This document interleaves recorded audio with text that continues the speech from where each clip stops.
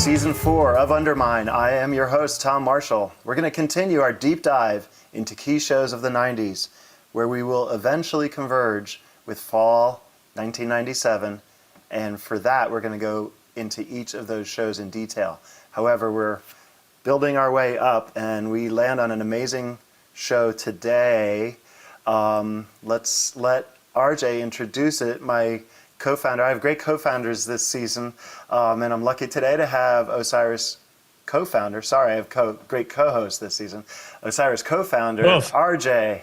How are you? Hey, Tom, I'm great. I'm excited about this.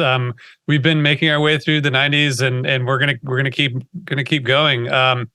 This show that we're talking about today is May 8th, 1993, the last show of the spring 93 tour. It was a highly circulated tape from New Hampshire. It's a blistering show from start to finish. Like, you could tell they were absolutely on fire. And we're going to be talking about it with Brad Sands, the one and only Brad Sands. I'm really excited to have him on, and Tom can do a quick intro of Brad. But first, I should say, subscribe to Osiris Premium on Apple if you want ad-free podcasts, bonus episodes, and more. That's a great way to support what we're doing here at Osiris. All right, Tom, do you want to tell us about Brad?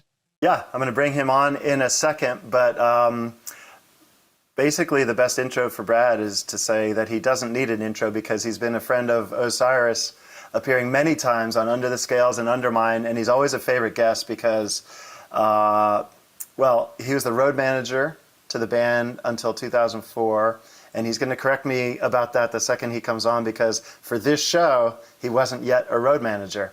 But he's a favorite guest, like I was saying, because he knows everything. He's seen everything. Plus, in addition to working for Phish, he was best friends with the band and remains really good friends with all four guys. And he has crystal clear memory for detail. So let me let him in here and say, welcome, Brad Sands. How are you? What's up? There he is. How you doing, Timmy? man? I'm doing all right, man. How are you? Really good. So Brad called me Timmy for no discernible reason and still does.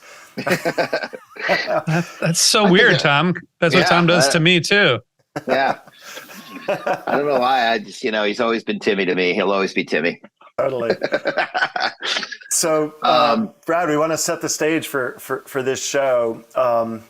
And I was thinking, first of all, I mean, we have a lot of fans, and we talk about these shows from the fan perspective, but we're also lucky to kind of dig into the Phish organization a little bit. We had Amy Skelton on, we had Shelley Culbertson on. Could you tell us who some of the recognizable names are now? Of course, in the front office, you don't really know, at this point, you don't really recognize John Paluska or Shelley, right? But on the road, tell us what was happening on the road. Well, no, you do. I mean, because it was basically John and Shelley, so obviously you know who they are. And at that time, 93, we were starting to get significantly more popular. And in 92, we had a 5-person crew, which was basically Chris Kuroda, Paul at running sound, Pete Shaw doing monitors, and Andrew Fishbeck was the tour manager at the time, and myself was driving the truck,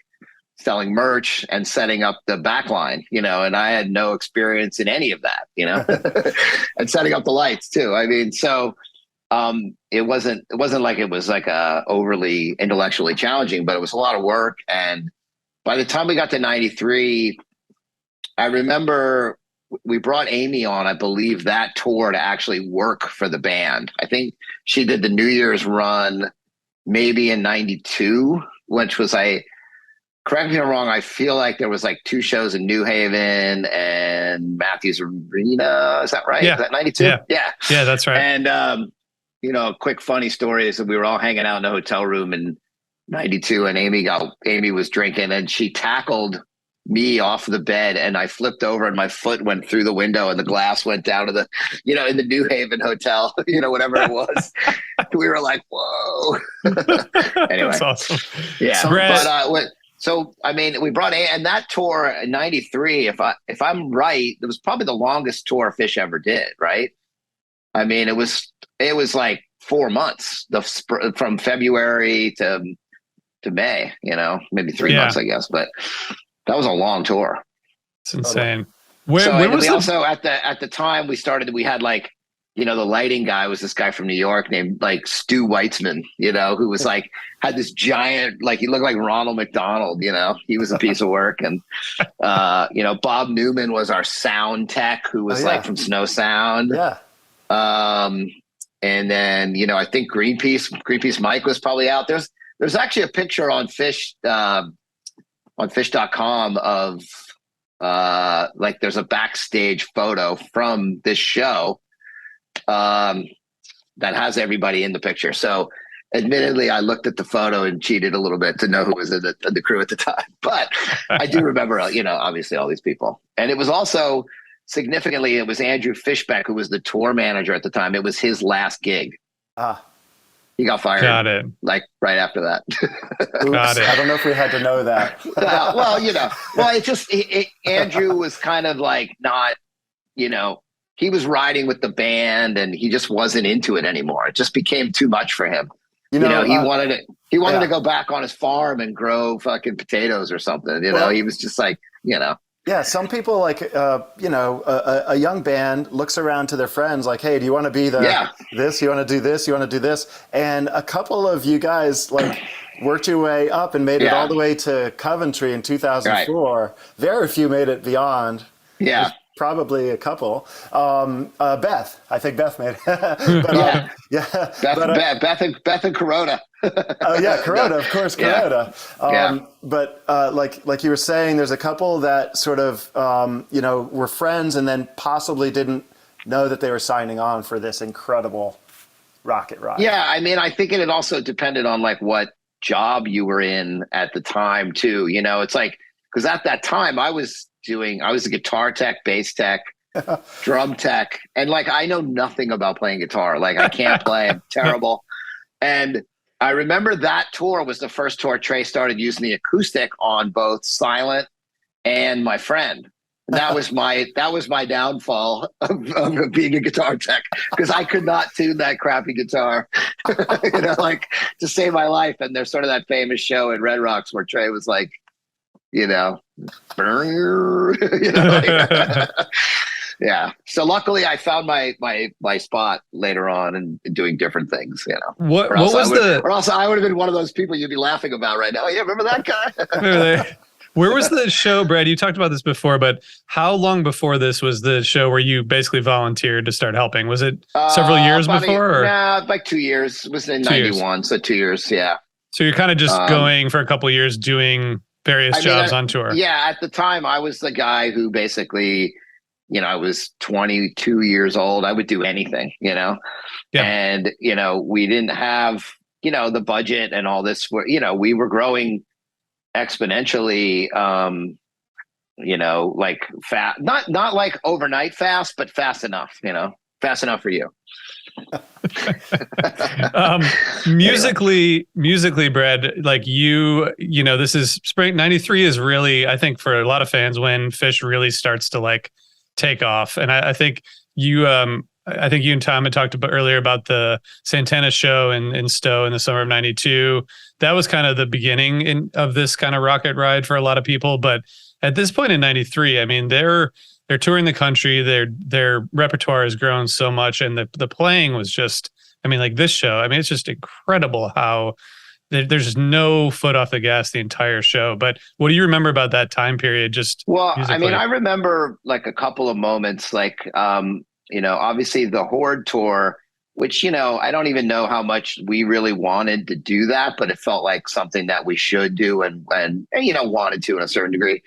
Those guys, it was evident, I think, from anybody in our camp that we were special compared to some of the other stuff going on, like in our minds, it was like, this is different, and it really felt like playing those big rooms for the first time. Like Phish had it wasn't weird. It didn't feel strange or anything, and it felt like at a couple of them, like everybody was there to see us. And I'm not trying to take slight at any of the other bands or anything. It's just, that's how we felt, And I also remember a show, it was a weird radio show at the Boston Garden. It was like right around Halloween, I think, or something. And the Spin Doctors were on before us.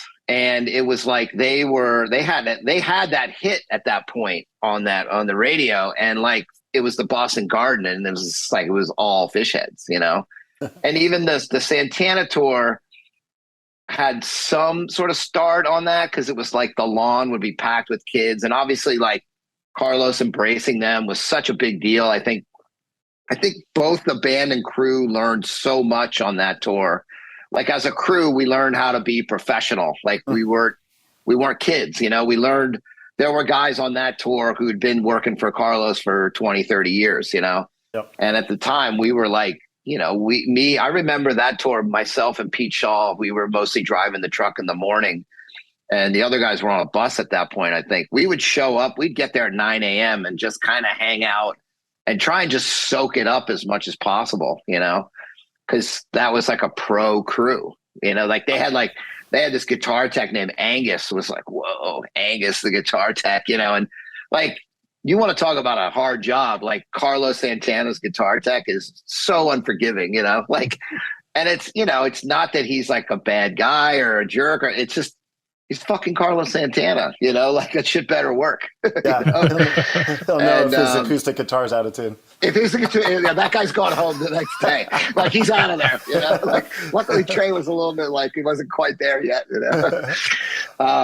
But no, I mean, I think that like those events, and also that 93 spring tour was kind of, we did a short tour in 92 in the winter, I believe, but we had just spent, like, we did the Horde shows, which were short sets. We did the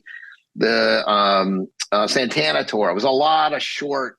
This felt like this kind of like 93. It was like, and Page, I believe the first show with the piano was 93 as well.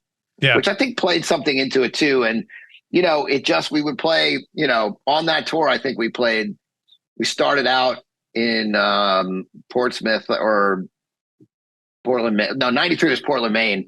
But by the end of it, we could have played bigger places. And then that summer of 93, I think we played like the Man for the first time and Waterloo and stuff. So, wow, you know, it was, I mean, and we had just played 2 nights at the Tower like 2 months before that. Like, you don't really do that, you know? Right. Yeah. I was on the last episode of Undermine. We were just talking about the 2/20/93 show at the Roxy, and that 3 run.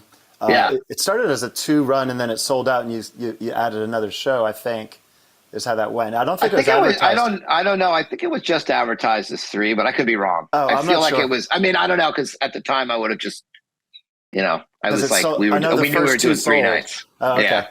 But it turned out to be the band's probably first 3-show run, like outside, not counting Colorado or Vermont.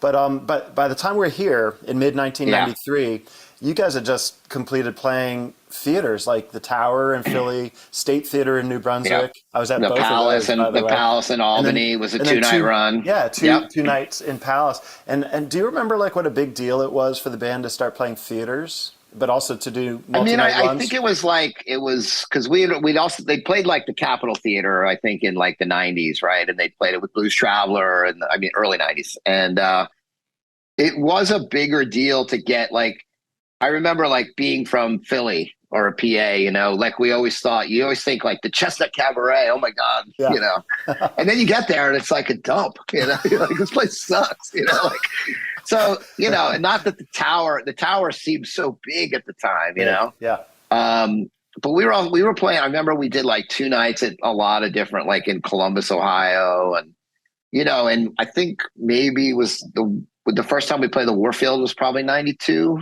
I think, or 93. I don't know, you know, trying to remember. But it was, I think it was like a stopover, though. It felt like onto bigger things. You know what I mean? Yep. Like, and like one of the things I remember about the UNH Fieldhouse, it was a GA floor, and then it had like basically we were playing the half of the basketball thing, you know, so it was like wide. And it was but there were bleachers. So it kind of looked almost like a mini amphitheater, you know? Yeah. And it was packed, you know? And it was like, those shows in New Hampshire were always, it wasn't Boston, you know? It felt more like not the real fans, but it was different, you know? Yeah. Like I remember the first time I went to the Colonial in Keene, I'd heard all about this place. And I was like, oh, it's a big deal. And then you get there and it's just like a different crowd, I don't know. They're free or die, right? Yeah. Yeah. New Hampshire's a little bit of a different place for sure. Yeah. At the end of a 4-month tour or whatever, at this point, are you just happy to like get a break or because I don't, can't imagine. It's funny. I don't remember it feeling that way. I feel like we were just waiting. We were like glad to be kind of home, but like, I think we were just kind of looking forward to the next thing. And like the tour was, I remember for me personally, like 2 nights at the Tower, like I think my dad came, and like it was just sort of like there was a lot of family around on the East Coast, and it almost felt triumphant, so to speak, and those were the days when everybody was just like really focused on just making the band better, and any way we could support them for them to play better, You guys are about to go to LA, I think, later this year to record Hoist, right? Right. Yeah. And I think, didn't Trey get married in 93? Oh, yeah. That's right. Because I read this little thing on the Phish, that they're like, and John Fishman had a musical party at the Geodome. And I was like, wait, that was Trey's bachelor party. It was terrible. It's like, remember somebody, were you there? You must have been there. I was there. Yeah. It was horrible. Like who got like Chris Dyson got really wasted or something. Like, the wedding was fantastic. The wedding was amazing. Yeah. The wedding was great. Yeah. Anyway. It was before we knew how to throw really good bachelor parties. Anyway. But yeah, I don't remember it.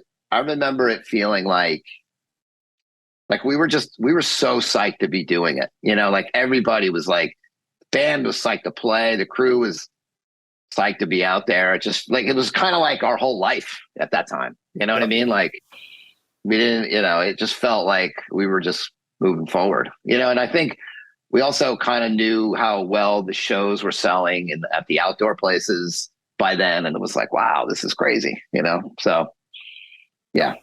Well, we're going to get into the show a little bit more detail. First, we're going to take a quick break. We'll be right back. Have you ever wondered what it would feel like if your investments reflected what matters most to you? At Green Future Wealth Management, the advisors specialize in helping clients manifest their values in their financial lives. Green Future Wealth Management was founded by certified financial planner practitioner and longtime fan Nick Cantrell, named by Forbes as one of the top next-gen wealth advisors in the country. Whether you are just getting started or have complex investing and financial planning needs, visit them on the web at greenfuturewealth.com. You can sign up for the email list or take the Investing Values quiz. When you feel ready, schedule a free virtual consultation. In appreciation for the amazing Phish community and the incredible work being done by fans across the country, Green Future Wealth Management will be donating 10% of asset management proceeds from new Osiris listener clients to Fans for Racial Equity. Just be sure to mention Osiris when booking your appointment. Create your green future. Securities offered through Cambridge Investment Research Inc., member FINRA/SIPC. Advisory services offered through Cambridge Investment Research Advisors Inc. Cambridge and Green Future Wealth are not affiliated. And we are back. Let's talk specifically about this show a bit, RJ. And of course, we're here with Brad Sands. Yeah. So, Brad, you mentioned earlier kind of like the New Hampshire crowd. I was looking at some of the set lists, and Amy Skelton mentioned in the second episode the Squam Lake Steakhouse. She just like threw out that name, which was a 1988 venue. But then in New Hampshire, they moved to the Stone Church, and then they play at Dartmouth and UNH. Then there's the Colonial Theater, which you mentioned, and then the Field House. So it feels like a kind of a microcosm of their overall growth. And I think the capacity of the Field House was a few thousand. Yeah, it seemed about to be like, it felt big, like not big, but it was like, just felt like it was like a tall, big gym, So it was like probably, I guess probably 2,500, 3,000. And I mean, we also we played Portsmouth, New Hampshire a bunch at the great little theater there, and then there was the Hampton Casino. They played with the Giant Country Horns, which is just I think that place is still there. Amazing. This show, I mean, it's incredible how on fire they were. There's no real other word for it. I mean, they come out, and this show, I was just like shocked at how there's there's almost no breaks. I mean, they're like little ballads, but it's so high energy from the beginning, and the stash, Kung stash. Yeah. I feel like musically at this point they were just starting to kind of perfect the tension and release, where they really like bring the crowd along through this peak, and then into Kung and back into stash. And that, I mean, it's just such a trip. It's really good show. It's a really there's a lot of dynamics in this show. There's a lot of really quiet parts, and then it builds up, like you said, the tension release. But it's like that to me was always one of the things that Phish did almost better than anybody else. I mean, obviously the Dead had the dynamics, maybe not so much the big build up like Phish, but when they would play, like, it felt like when I listened to it just the other day, it's like, it's so patient. Like, they're not in a hurry. They're not trying to get through the song to get to the next song. And it just felt like,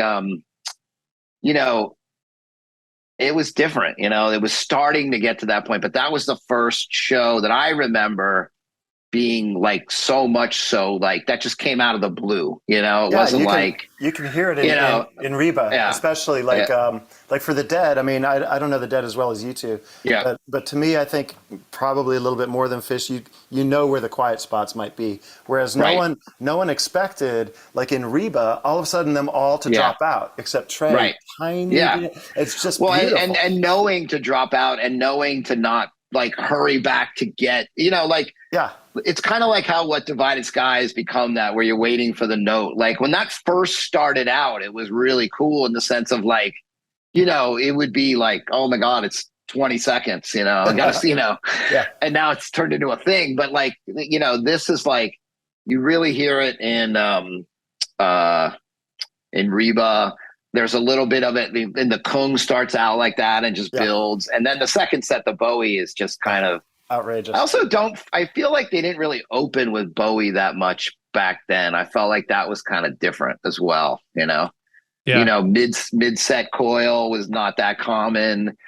Bowie and Mike's in the same set. There was just a lot of things going on. And, even like the instrumental Amazing Grace, I mean, but the stash is like kind of just that was that moment of like, okay, this might be kind of like a good set, and then it just was like, and I remember after the show, it was one of those, there's a couple of nights like this where the show ended and you're working, you pack up, and then everybody's just kind of hanging out afterwards, and it's like, it was different than like most nights. It was just like, wow, that was like, you felt like the night they did the Terrapin was like that. There's probably a few other ones, but it was just like everybody's just hanging out, and just even people who didn't know, like, these guys like Stu and Bob Newman and all that, they didn't really like know it like you might know it or I might know it, that it was a great show, but even they could feel it. It was just the whole thing. Something happened.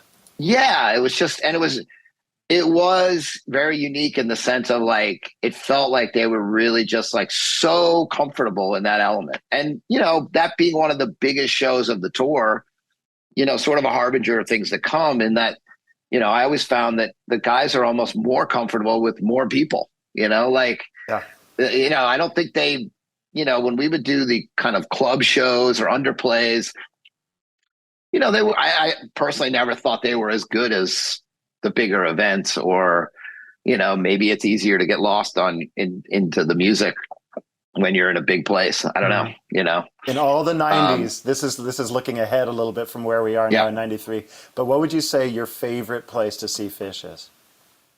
I mean, personally, I always loved Alpine Valley. And the Spectrum. I mean, the Spectrum, because like it's in, it's Philly, and I mean, obviously the Garden is great, but the Spectrum to me always had like its own energy, and Alpine Valley was just such a mass of people. You walk out on that stage and it's like, and they're all like, just go straight up, Yeah. It's incredible. It's sad to see the Spectrum go, and they keep talking about, again, moving the Garden, which is, I look back in history and realize that's happened like 5 times, which is weird, but I hope it doesn't happen again, because it's a great room. Well, the new one seems so, I mean, the old Garden was so great with all those weird Loge boxes and all this other stuff. And, and also it's Madison Square Garden. I mean, it just, But I think that this show was much more a harbinger of how the gigs would happen. More, like just anything could happen. Because even back in the early '90s, it was more like certain songs were first set songs, certain songs were seconds. It had a little bit more of that feel of like not that you knew what you were getting, but you wouldn't necessarily hear Fee in the middle of Mike's song as the closer of the show. You know what I mean? Or right. Jim Foam was always like the first set opener. Like Yeah, it would yeah, be in yeah. the middle. It would be in the middle of the second set. Yeah, that's interesting. Coil was like a closer. And Right. you know, uh, And this one has the jam out of the piano solo. Yeah, and it's also like they're like the language was much more prominent, and I felt like that was kind of a sort of a good way for the band to kind of learn how to use the dynamics, because you'd always have to stop at that point, and then right, like because that Bowie, the beginning of it has a bunch of that in it, and I don't know where the Allman Brothers thing came, who knows? Yeah, so crazy. It's like a weird thing that they just played it so perfectly, but that's kind of like who they are. Learn a cover in like an hour. I mean, a whole album. There's so much. I was thinking it's like sort of fearless exploration in this show, and it's like the Bowie, like Page starts playing Jessica, and then they're all like, "All right, let's do it," and then they, this amazing intense Bowie, and then they go into Have Mercy, and then back, and these like kind of stopping on a dime, and you mentioned, Tom, the jam that comes out of Squirming Coil, and then Crossroads comes and they jam out Amazing Grace. It's just sort of like, it felt kind of like they were kind of in exploration mode. But Brad, earlier I think it was like exploration, but it also like weirdly felt kind of like a band practice or a sound check, they were really just like, I mean, they would Crossroads was one of those songs they would just sound check. And they would like kind of have fun and make stupid faces at each other, it wasn't like that was like their favorite Eric Clapton song or something, right. It just was kind of like, it was almost kind of a joke in a certain way, it's almost like the new whipping post at the time. Yeah, exactly.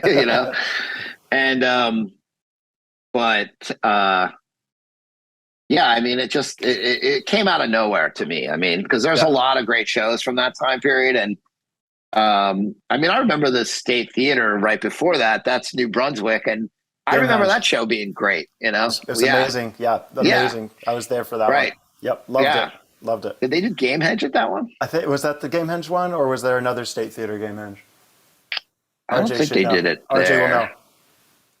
I mean, they did it at the Crest in Sacramento, and I felt like the next time they did it was like Great Woods or something, right? Yeah, I think that's right. I think I think it was him talking about like the whole room like turning upside down. It might have. No, you know what it was? I think it was like he did.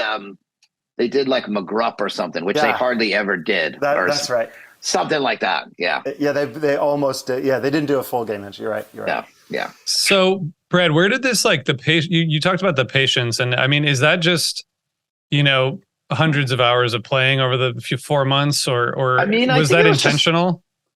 Well, I don't know if it was quite like, if I would use the word intentional. I think it was just kind of how they evolved in a certain way, because I believe that tour was like supporting like basically Rift. I think Rift was the album at that time, right? And Rift is so like, it's all worked out stuff, like, or for the most part, but then you have like Silent in the Morning and stuff like that. But I think it was almost like a counter reaction to that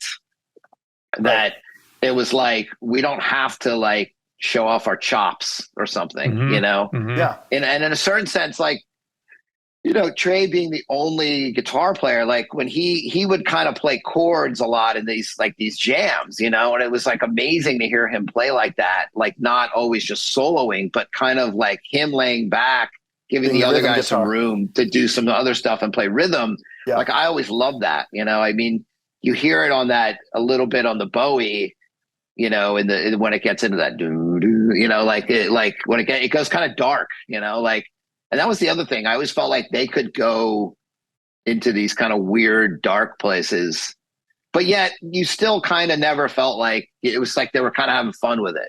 They weren't like, wasn't like at that point yet, like dipping into like evil, weird territory of like, the parking lot or something, Yeah, for sure. I mean, just like if you listen to that Bowie, it goes into these kind of weird, sort of dark things. And honestly, Chris was a big part of it too. Like he was getting bigger light shows and he could do more. And I think like when he would be able to do more stuff with the lights, it kind of freed them up to do whatever because people are just paying attention to him, like, because a lot of the Tension Release was like,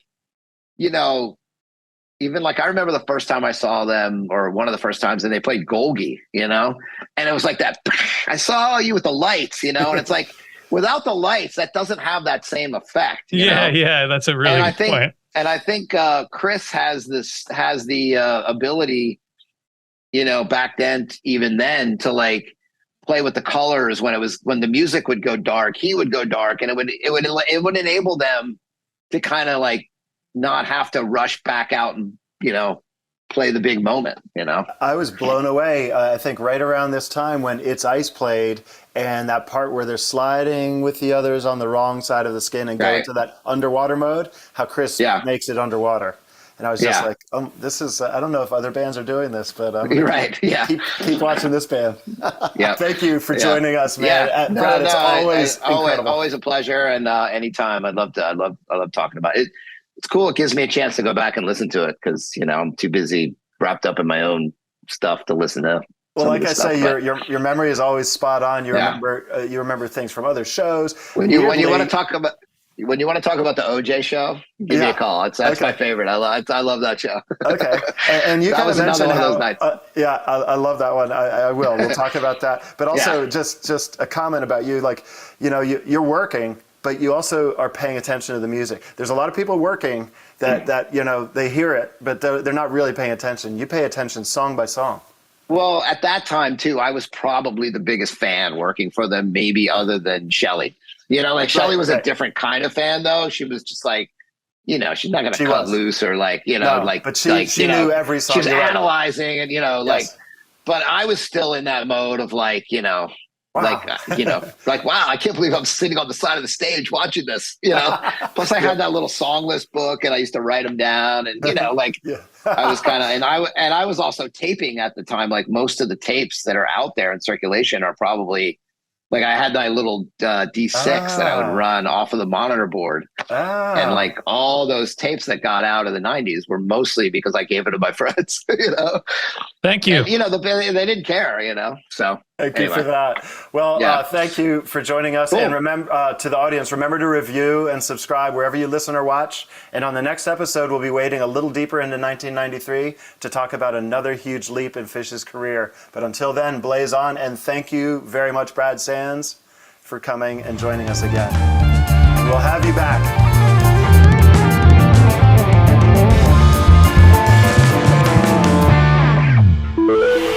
Osiris.